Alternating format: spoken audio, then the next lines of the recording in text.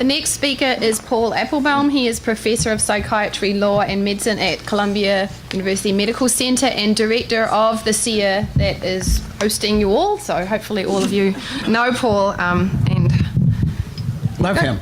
And love him. Thank you. As we do. I'm going to follow on to Steve's presentation, tell you a little bit about our work in a very closely related area, and then try to highlight what may be differences between our findings, but actually may be reconcilable across our findings as well.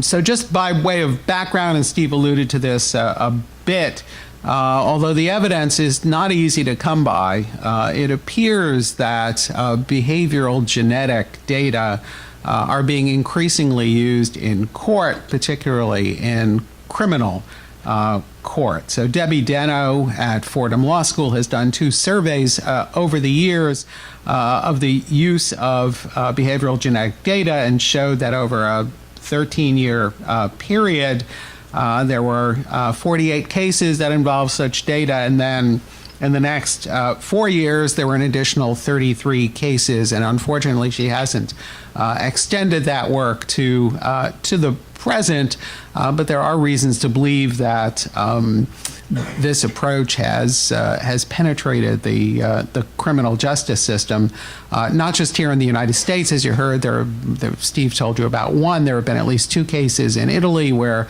sentences have actually been reduced as a result of the introduction of behavioral genetic information.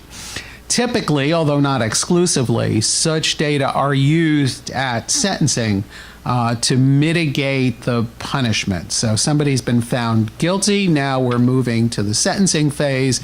The question is, how severely should they be punished? And the argument is not they didn't do it, because by now they've been convicted. It's clear they did do it. But look, this person has a condition, a genetic condition that may have impaired his or her ability, usually his ability to control his behavior, and therefore we ought to go a little easier on them. They're not quite as responsible for their behavior as other people might be. And it's clear that these arguments tend to be used most in capital cases, where they're often introduced along with neuropsychological test data, sometimes functional MRI data as well, to paint a picture, a more global picture, not just based on genetic information, of an impaired person who did something unfortunate and bad, but doesn't deserve the maximal punishment for it. The genetic information that's most frequently introduced in these cases is information about the alleles of the MAOA gene, monoamine oxidase A. Monoamine oxidase is an enzyme that breaks down a set of monoamine neurotransmitters. And the initial study that got this whole area really going was a study by Avshalom Caspi, Terry Moffat, and their colleagues, which built on an epidemiological study, a sample that was gathered many years before in Dunedin, New Zealand. Did I do that right? My hometown. Whoa. Dangerous place, actually, as you'll see in a minute. Because the MAOA gene is sex-linked, they looked only at the males. That is to say, it's on the X chromosome. So if you want to look for an effect, you're better off looking at a sample that has 1 X chromosome as opposed to 2 X chromosomes, and incidentally is much more likely to be violent in any case. So they looked at the males in the cohort. They genotyped them in addition to the huge amount of data that they'd had from following them for 23 years At that point, the cohort was ascertained at age 3 and found that between MAOA high producers and MAOA low producers, there really was no difference in criminal history. However, if you looked at that subgroup that had both low MAOA activity and a history of what they call childhood maltreatment, a complex construct as it turns out, they had significantly higher rates of antisocial behavior, including violent behavior. And here's the famous graph from their study. Let me see if, do you see the pointer? No, you don't. So if you look at the gray, light gray line, lighter of the two lines, that's the group with high MAOA activity, and you can see as they move from no indicators of childhood maltreatment to 1 to at least 2, there is an increase in ratings on this composite measure of predilection for antisocial behavior. And by the time you get out to severe childhood maltreatment, that's a significant effect. So it doesn't matter what your genetic endowment is, it's not good to have been severely maltreated as a child. On the other hand, when you look at the low MAO activity, you can see that the effect is much more pronounced, and that's a highly significant difference between the two groups when you get out to the severe level of maltreatment. So low MAOA combined with childhood maltreatment is in these data, at least a substantial risk factor for antisocial behavior. Now we have to say something about what's happened in the years, 16 years now since this study was published. There have been many efforts to confirm these data, most of which have been successful. No two of which have used the same measures and the same methods or the same populations.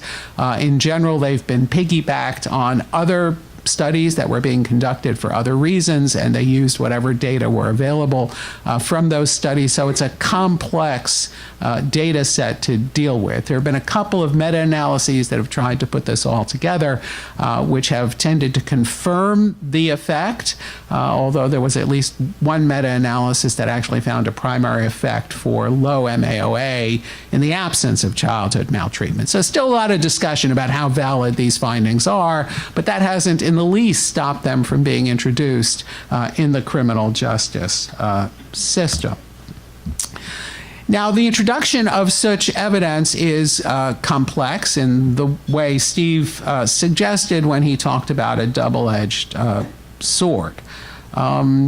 People, of course, may face the temptation to commit crimes for all kinds of reasons based on all kinds of determinants. And the traditional approach of the law has been to sort of take people as they are and say, well, you know, if you have a greater tendency to commit a criminal offense, you may just have to work harder than other people do at preventing yourself from doing it. And we're not going to take those temptations, if you will, like poverty, into account. Moreover, the response to genetic evidence of predisposition to crime may also be affected by the reality that at this point, if you have such a genetic predisposition, assuming it's real, we don't really have very much to offer you.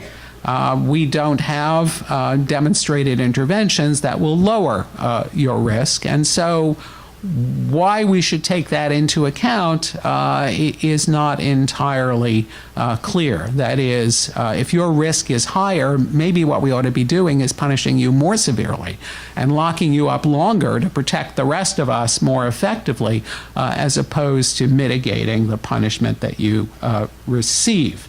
And in that sense, genetic information could be viewed as aggravating and not mitigating. So the predicted effect is not necessarily straightforward. You can see this going both ways, and you can see a number of complexities introduced here. What we don't know, or what we didn't know when we started this series of studies that I'm going to describe briefly for you, is practically how do ordinary people respond to these kinds of arguments, and that's what we set out to discover. We weren't working from an entirely blank slate. The earliest study that looked at the impact of genetic evidence was published by Aspinwall and her colleagues at the University of Utah in 2012, and they did a survey of state trial court judges around the country. They gave them an extended hypothetical scenario which involved a defendant who had committed aggravated assault, was described as a psychopath, and either had a genetic predisposition for psychopathy described to the judges or didn't, was just described as a psychopath. So that's a little complicated as well, because people have strong reactions to diagnoses of psychopathy or sociopathy, antisocial personality disorder, which tend to be used interchangeably, even though you can discern differences among them. What they reported, and it was a significant enough study that it was published in Science, what they reported was a significant difference in the hypothetical sentence imposed by judges who were asked, how severely would you punish this defendant in your court, between those who got the genetic information and those who didn't. But when you look at the numbers, it's actually not such a potent effect, right? It's statistically significant. On the other hand, the difference is a year. And although if that were you, you'd probably prefer to have a year less in prison than a year more in prison, 13 years in prison versus 14 years in prison doesn't seem like a stunning effect here. A group in Germany led by Johannes Fuss and colleagues attempted to replicate this study using exactly the same methods translated into German with a much larger sample, about double the number of judges, and failed to replicate the finding. There was no effect of the introduction of genetic information in Germany. You could say it's a very different criminal justice system, and it is, but that sort of raised some questions about the reliability of this finding. There have been a number, although not a large number, of other studies actually out of Steve's group, and he described one set of those studies to you already, although in an incredibly chutzpahdik move, I'm going to actually put a different spin on it than the guy who did the study put on it, so for what that's worth. So as he told you, they did 3 related studies using public samples and their homicide vignette of murder in the park, and found that with the introduction of genetic evidence, there were extensive effects, multiple effects, not all of which he described to you, on participants' perceptions of things like the validity of potential defense claims, the perpetrator's mental state, the causal basis for the criminal behavior.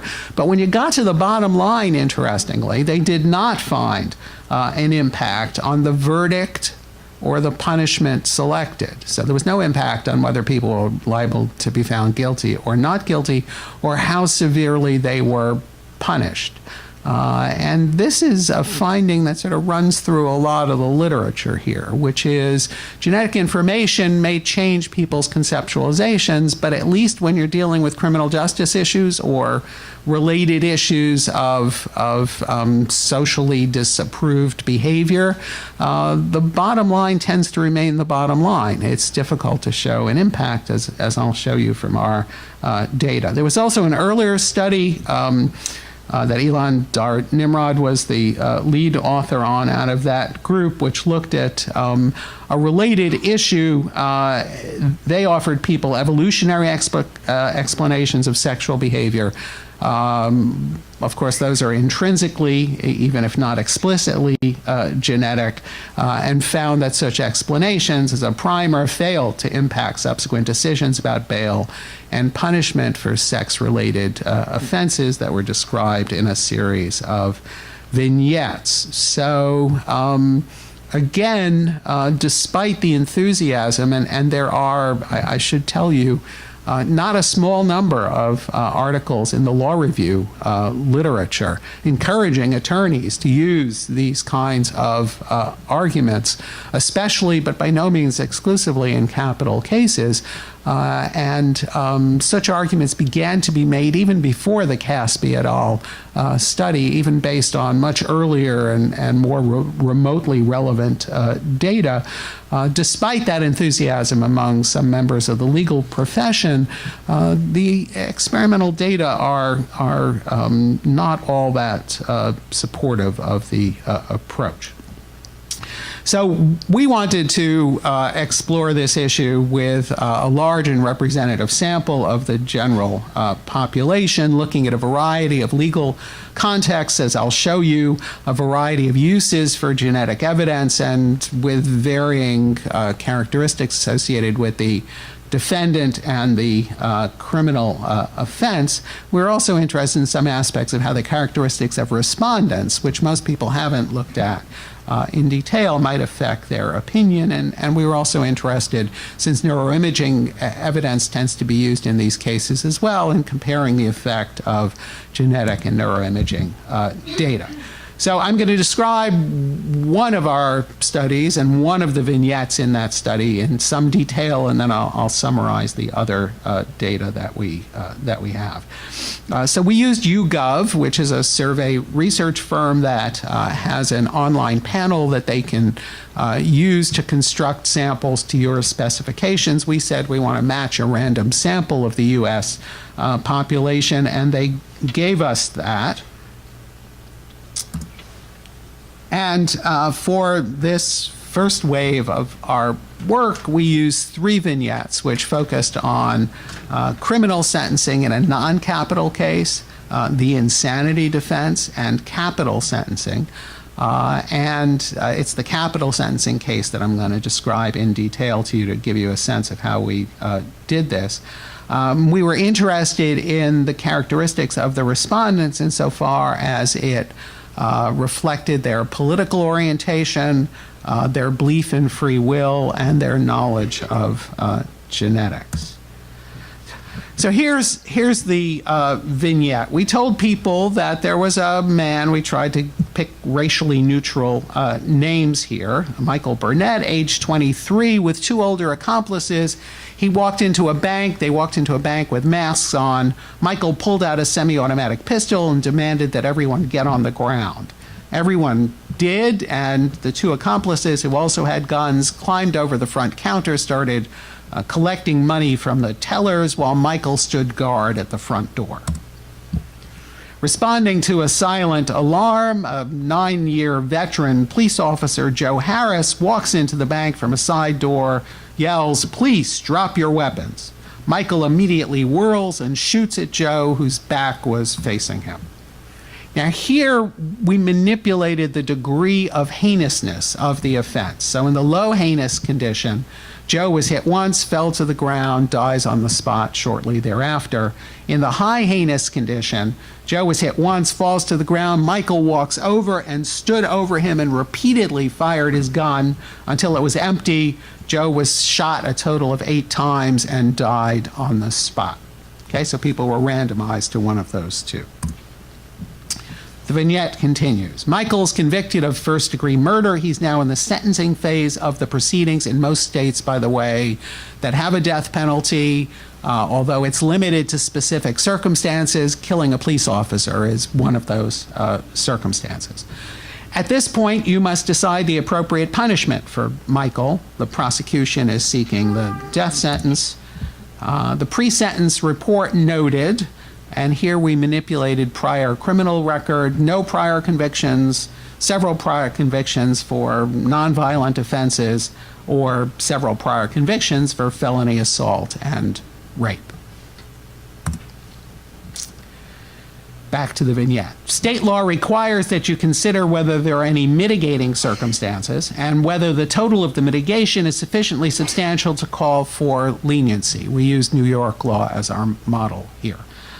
Michael's attorney claims he's not deserving of the death penalty for what was a horrible but impulsive act. So in the genetics condition, and this is the key manipulation, Michael's attorney calls a psychiatrist to testify about his predisposition to impulsive behavior. The expert does a genetic test for what we call the CX2 gene, which was based on the MAOA gene, but we just made that up. As far as I know, there is no CXT2 gene. But we told people it came in two varieties, a normal one and a short one. The genetic test indicated that Michael tested positive for the short version, and we showed them a picture. It was really concrete. There's a long version, which is normal, and a short one that the defendant had. And we also told them that recent studies found a strong link between the short version and impulsive behavior, including violence. Psychiatrist explains this, and he says that the gene biologically predisposed Michael to engage in this kind of behavior. Psychiatrist said, we wanted to drive the point home as strongly as we could, that Michael is not like a normal member of society when it comes to controlling his behavior. He did horrible things in part because it's more difficult for him to avoid reacting impulsively. He's like a kid who acts on impulses without thinking them through, and this is certainly a result of his biological makeup. Okay, so we wanted a really potent statement of biological effect. We also had a neuroimaging condition in which the expert, rather than testifying about genetics, said Michael had reduced activation in the prefrontal cortex, the area of the brain responsible for regulating behavior. The psychiatrist explained that individuals with decreased activation are more likely to act impulsively, and said Michael was biologically predisposed to engage in this kind of behavior. And we show them a picture, which is actually not a picture of decreased prefrontal activation, but we wanted a picture with impact, right? There's something wrong with that brain, and you don't have to be a neuroscientist to figure that out, so this is the picture that we used. We also had a condition where we told them about both, because that commonly happens in the pre-sentencing world of capital cases these days. And we had a control condition, which I guess I didn't say here, which was just Michael behaved impulsively and shouldn't deserve the maximum punishment for his behavior. Prosecutor gets to respond, of course, in these sentencing hearings, and our prosecutor said Michael chose to rob that bank and to kill Joe Harris. He and his accomplices decided to kill anyone who got in their way. The fMRI and or genetic studies, if they were present, don't negate the fact that he chose to do these things. And if they show you anything, it's just how dangerous a person he is. So we wanted to flash the other edge of the double-edged sword at them. You've now heard all the evidence from the sentencing hearing, and you have to determine whether Michael should receive the death penalty or whether there are sufficient mitigating circumstances to warrant a sentence of life in prison without the possibility of parole. Please indicate the sentence you would select for Michael: life in prison or a sentence of death. Okay, so that's the vignette and the various manipulations that our 960 subjects received. 58% of them chose the death penalty, so more than a majority. And of course, that's in keeping with public surveys about support for the death penalty, which suggests somewhere around 2/3 of the public supports the death penalty, at least in some cases. There was no significant effect of the genetic evidence. The only significant effect, interestingly, came from the neuroimaging evidence. Participants who were exposed to that were less likely to impose the death sentence than people in the control condition. But interestingly, that effect vanished when we combined it with the genetic evidence, which we'll talk about, raises some questions about what genetic evidence actually does in these cases. In contrast to the genetic and even the neuroimaging evidence, the two other variables we manipulated about the characteristics of the case and the defendant were highly significant in their impact on the outcome. So if you heard the high heinous condition, you read it, you were more than 2.5 times more likely to impose the death penalty. And if you were told that Michael had previous convictions, you were about twice as likely to impose the death penalty. And it didn't matter if those previous convictions were for violent offenses or nonviolent offenses. Any previous conviction led to a doubling of the risk of imposition of the death penalty. We had a series of questions that we asked of our respondents. The more afraid they were of the defendant, the more likely they were to impose the death penalty. If they described themselves as political conservatives, they were significantly more likely to impose the death penalty. And the more they believed in free will, on a free will scale, the more likely they were to impose the death penalty. Genetic knowledge did not make a difference one way or the other. So that was our capital sentencing case. I told you there were two other vignettes which were included in the survey. There was a non-capital sentencing case which showed no effect of either genetic or neuroimaging evidence, but a very strong effect of heinousness and past criminal record. And an insanity defense case in which neither the genetic test that we said was done nor a family history of mental illness made a difference to the NGRI finding, the not guilty by reason of insanity finding. And there was no effect of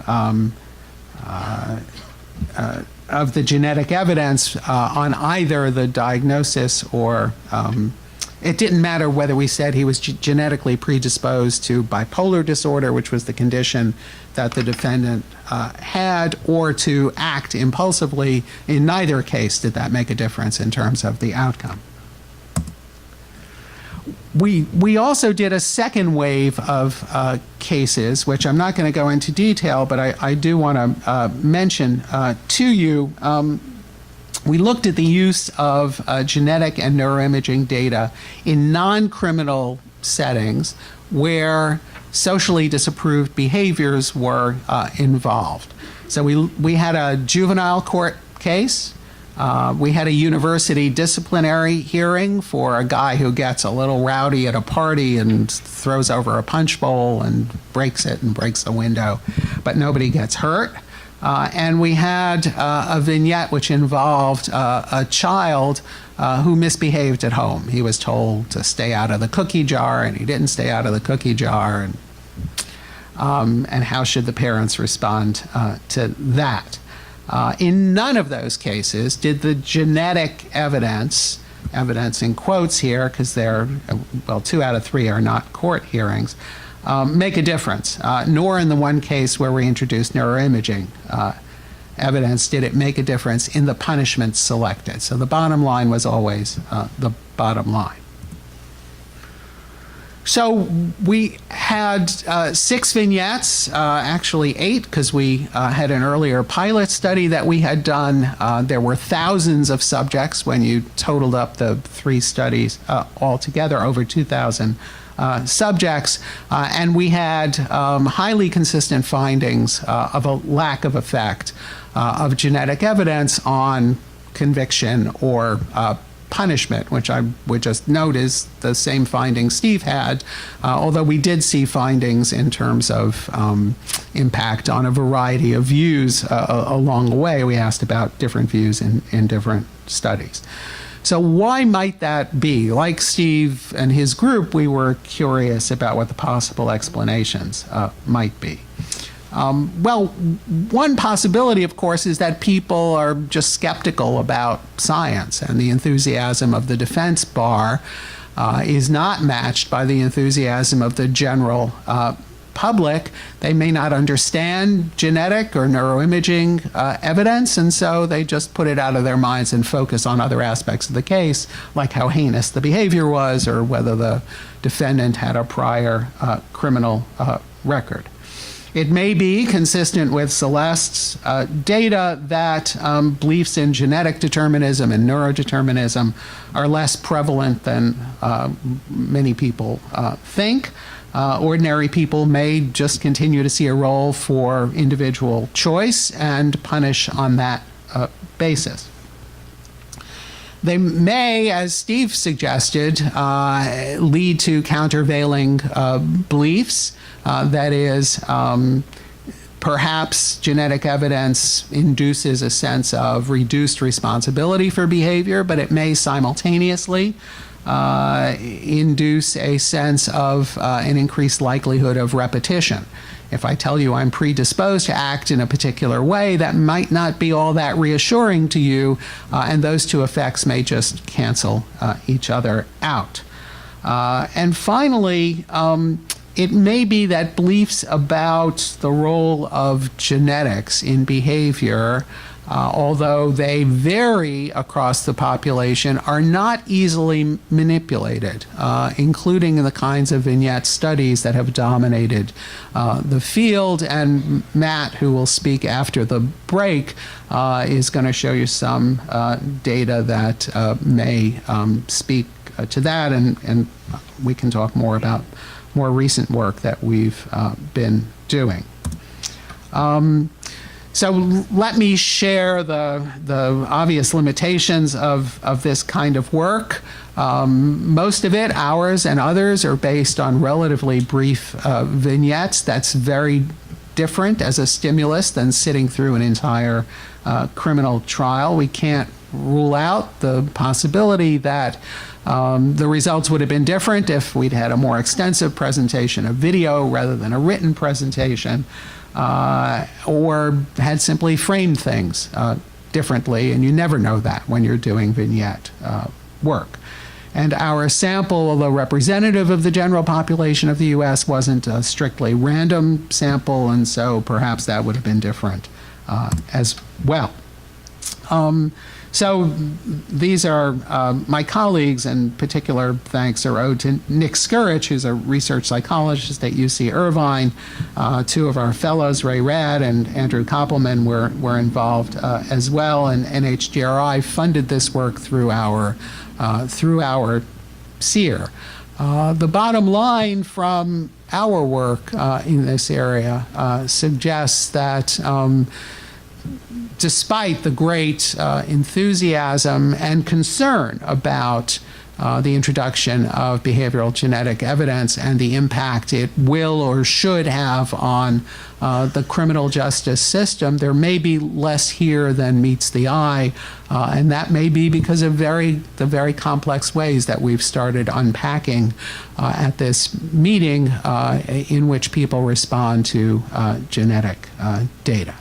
So let me stop there, and I'm happy to take your questions.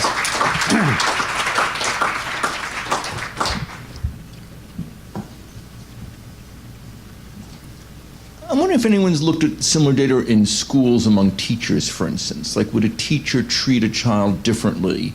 So I'm just wondering if criminal behavior is a fairly high bar to, sentenced to death versus not is a really big decision, whereas maybe spending less time in a classroom might be a little different. Just a thought. Yeah, no, so I'm not aware of anybody that has used teachers as a sample. We tried to get at that with our third example and the second wave, which was the kid at home who misbehaved. In fact, that whole second wave was devoted to exploring, exactly the issue that you raise, which is, in general, the vignette studies have dealt with overtly criminal, usually violent behavior and frequently murder. And it just may be, if you're bad enough to commit a murder, it doesn't matter what your genetic endowment is, you're going to get punished for it. But maybe lesser degrees of offense would be more susceptible to, if you will, genetic excuses. And we didn't find that using our general population survey. You could focus a child's misbehavior vignette on parents, for example, specifically. With young kids, you could focus it on teachers and put it in a school setting. Those would all, I think, be interesting to look at. Millie. Hi, thank you so much, Paul. Millie Solomon, the Hastings Center. That was a terrific talk, and it prompted, I'd like to make a comment and then a question. The comment is, we heard both from you and from Steve how genetic determinism and essentialism can basically be recruited to any narrative. And so for me, one of the big takeaways was just for us to remember that. It's not going to land on one side of a value argument or the other side. And it reminded me of a really compelling piece that Andrew Solomon, the journalist and author, wrote as the foreword to a special... And a Columbia faculty member. Columbia faculty member, yes. In the Department of Psychiatry. Wow, did I ever miss that. A foreword to an LGBT special report the Hastings Center published, in which he made this point. He said, "If it's amazing how much we have endorsed gay marriage, and there's been such a shift in our culture, and a lot of that is probably to a genetic narrative about, oh, they just can't help it." And he warned about how dangerous that is as the explanation for gay rights, that their rights should adhere because we support human rights, not because we have a genetic narrative. So I was both presentations this morning brought that essay to my attention, and I think people might like to see it in the light of your two talks. Here's my question. You had a slide, I think it was the third one to the end, in which you offered several explanations. And I'd like to add a possible fifth bullet and get your reaction to it. And maybe it's only true for the capital death case, but what I found most interesting in your results is that 58% decided for the death penalty, so 42% didn't. So you had a population that was very split in its ideas about retribution, or its ideas about the death penalty, and hugely split, almost in half. So that says another explanation to me, and I'll take on the same chutzpah you did for Steve's study, is that this is as much a study about attitudes towards retribution and attitudes towards our understanding of what the role of punishment, justice, compassion play. In other words, that people are split in the values that they prioritize and how they make decisions about the criminal justice system, as it is about genetics, especially since we now know from the other from your work that narrative can be recruited to any value system. So for me, that case is an example of the overwhelming power of the values we start with and the ones that we want to promote. And if you are promoting, I don't know, rehabilitation or compassion or something like that, then you're going to be in that 42% that didn't want to give him the death penalty. And if you're more focused on, I don't want to sound negative about retribution, some other positive sounding word about, punishment, or you are concerned about protecting the general public, then you're going to be on the other side. So to me, that's another explanation that there's something more powerful. Just the way that yesterday somebody said poverty might be more powerful determinant than these other things, and especially in the light of the fact that genetic narratives can be recruited for different ends. So in responding, I don't want to trench on what Matt is going to talk about. So Matt, are you going to talk about our Templeton work at all? Okay, so let me. Oh, okay. Well, let me briefly, because I think it's highly material to Millie's question. Let me briefly talk about some work that we're currently doing, which in a way followed up this this series of studies that I presented to you. So Katie Tabb, who's here from the Department of Philosophy, and Matt and I are funded by the Templeton Foundation, which has an initiative on genetics and human agency to explore potential differences in the ways people respond to genetic information in the context of antisocial behavior and pro-social behavior. So here we just looked at antisocial, and now we're looking at pro-social as well. And Steve has heard some of this because he's been on our advisory board. And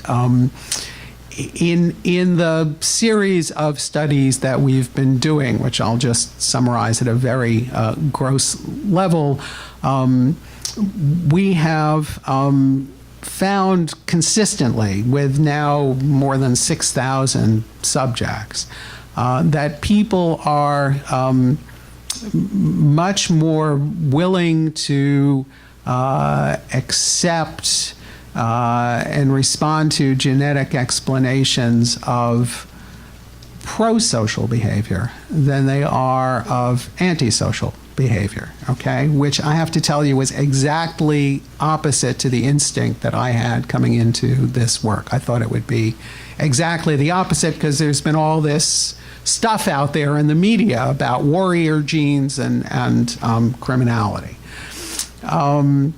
So now one has to ask why that is, and without going through all the explanations that we've considered, but pertinent to your question, one of the possible explanations is what other people who've done work in a related area have called the free to punish explanation. That is, people have a sense that if you do something wrong, you should be punished for it.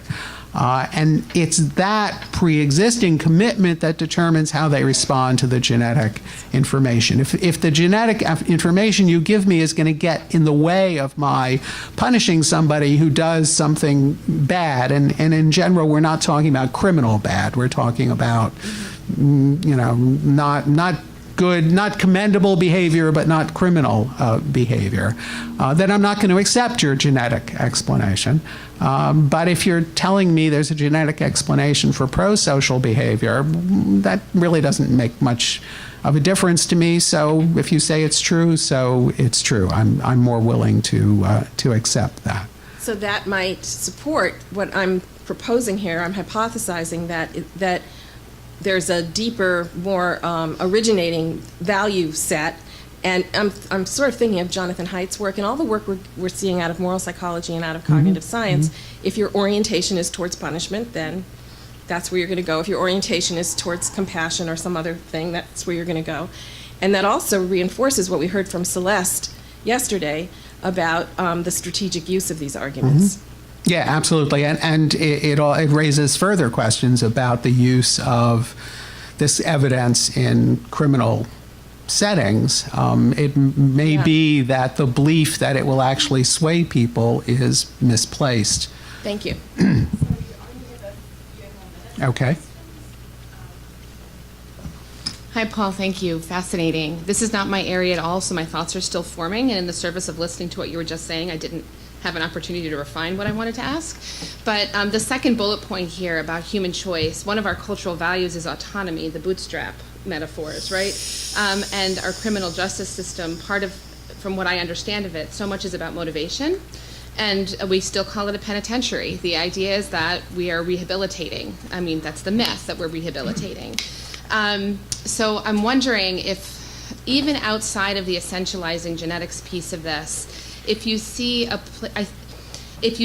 future where we would have individuals not guilty by reason of genetics or assumed guilty by reason of genetics, and how that maps forward as we come to understand more about how multifactorial genes work and how epigenetics work to combine not just the neurological or the environmental, but with the genetic, to place someone in a space where they don't fit into that role of having human agency, and what qualities or characteristics might need to be in place for that to happen. So as long as you're inviting me to predict the future, I'll take up your invitation, but please keep in mind the unreliability of such Sure. predictions. But these are themes we're already exploring in our media, Yeah, in fiction, in my lovely dystopian fantasy reading novel life. So my guess is that we will continue to see resistance to the acceptance of genetic explanations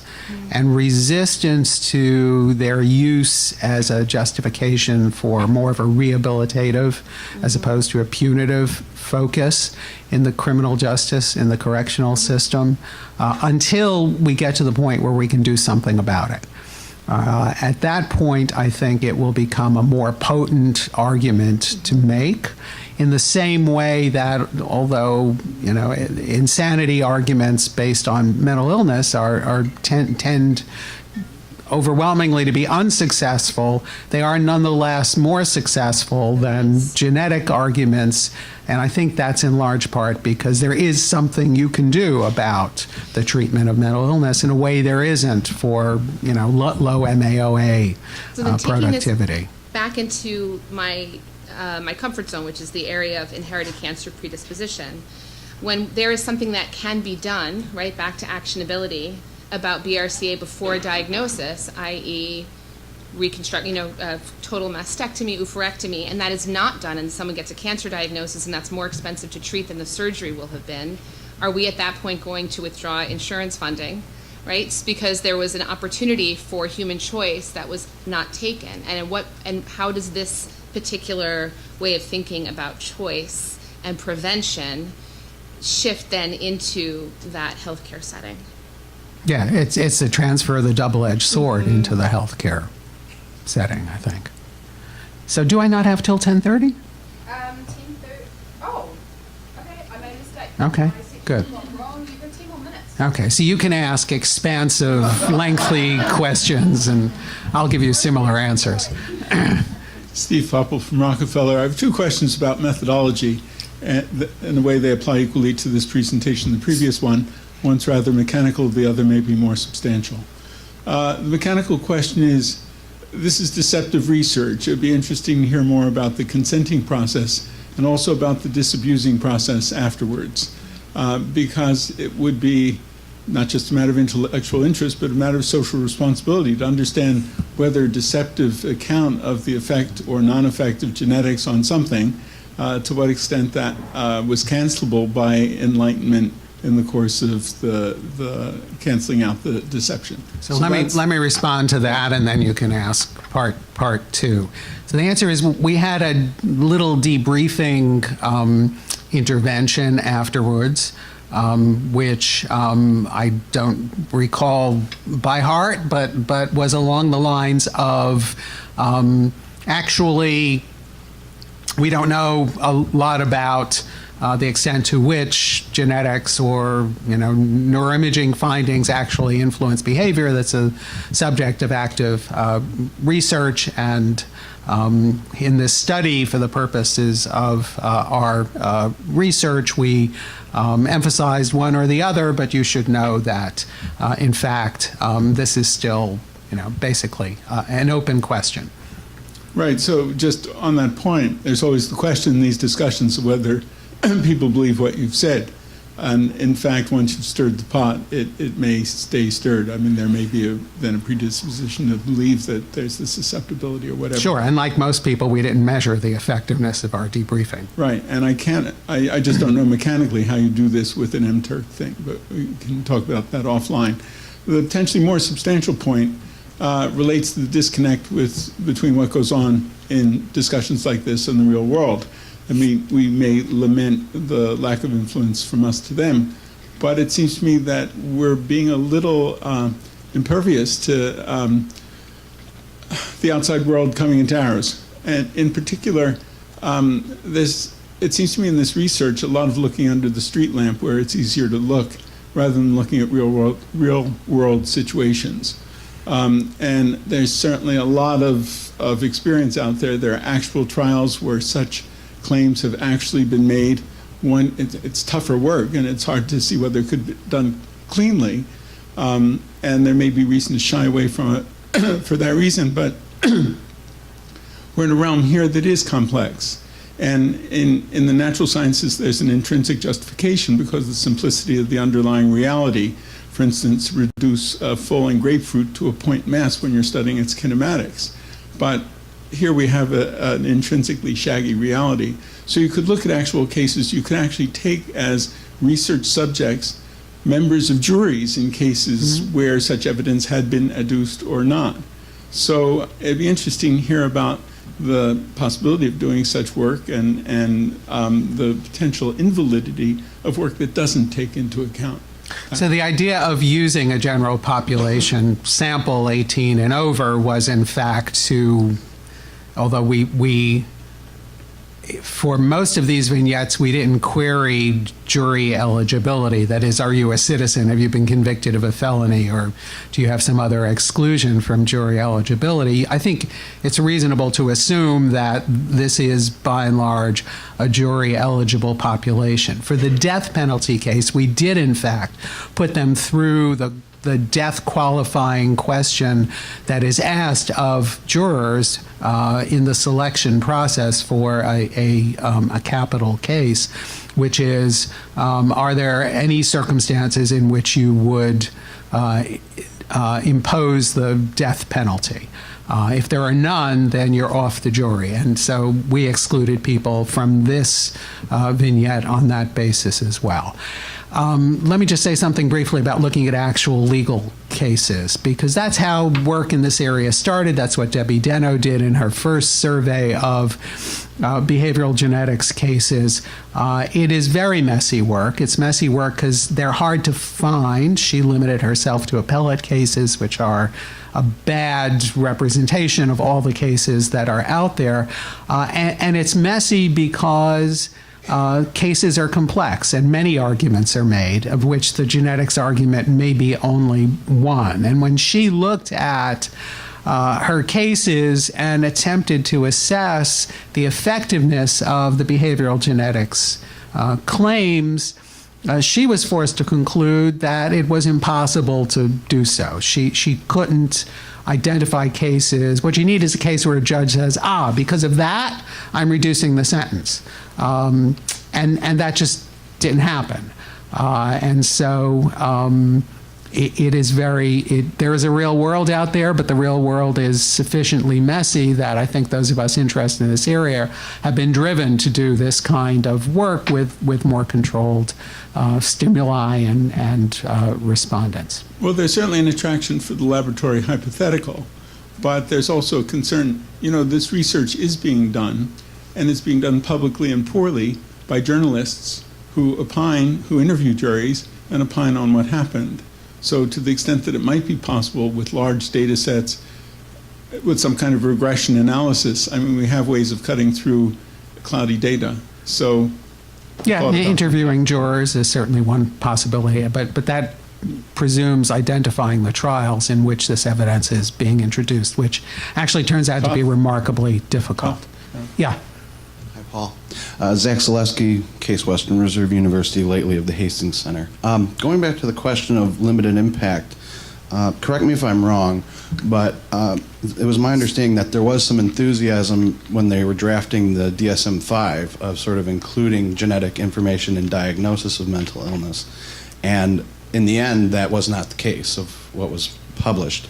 So could I get your insight as to why that is?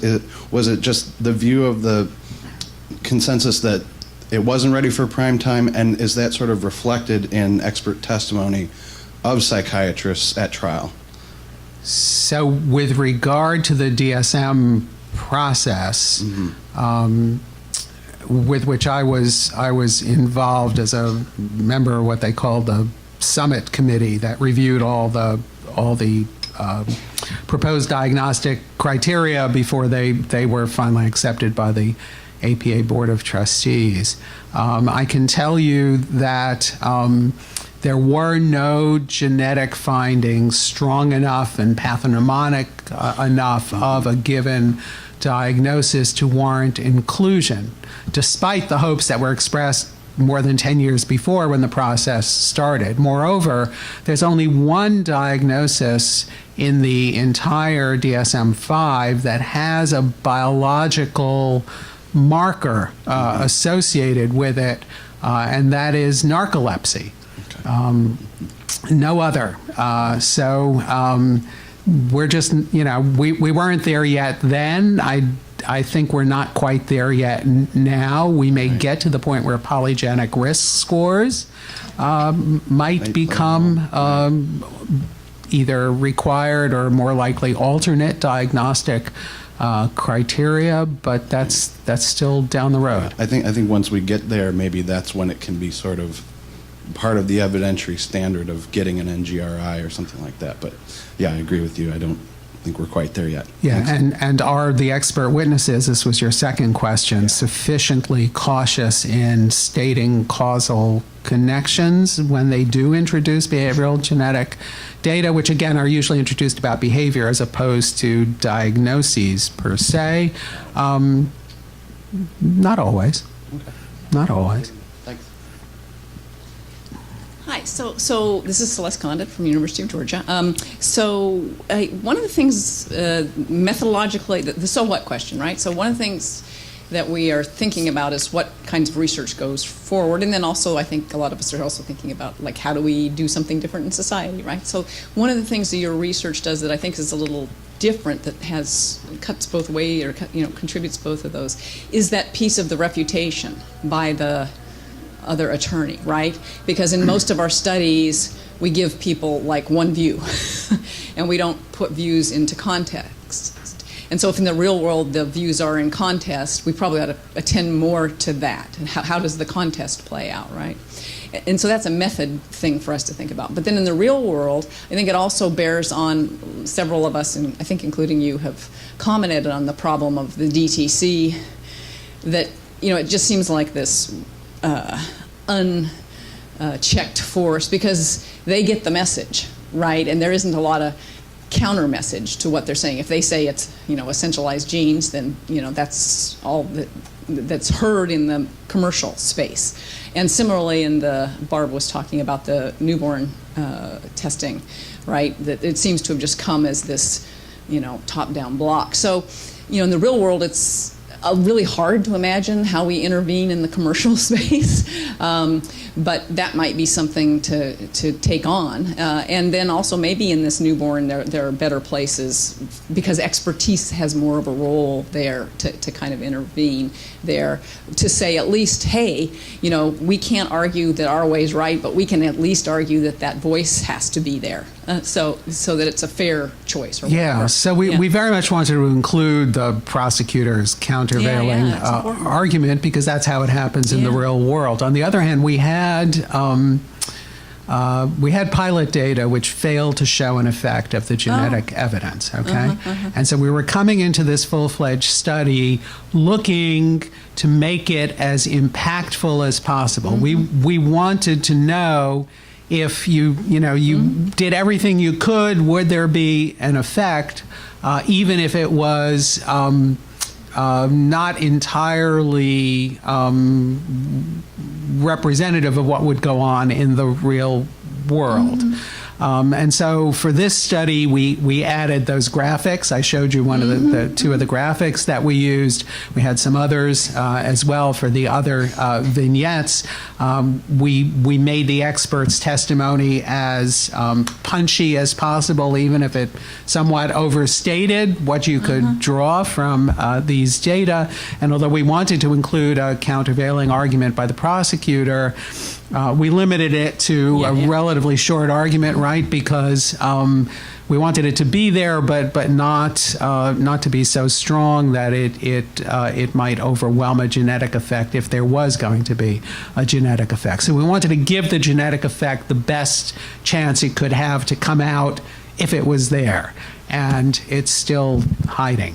We couldn't find it. Which would say with even maybe a better response by the prosecutor, you'd get even less effect, right? Yeah, well, I mean, you could get less effect, right? We got zero, so. But I think other models of studies outside of the courtroom now should think about that dual-sided. Yeah, good point. Issue. As a methodologic point, I think that's exactly right. Okay, thank you.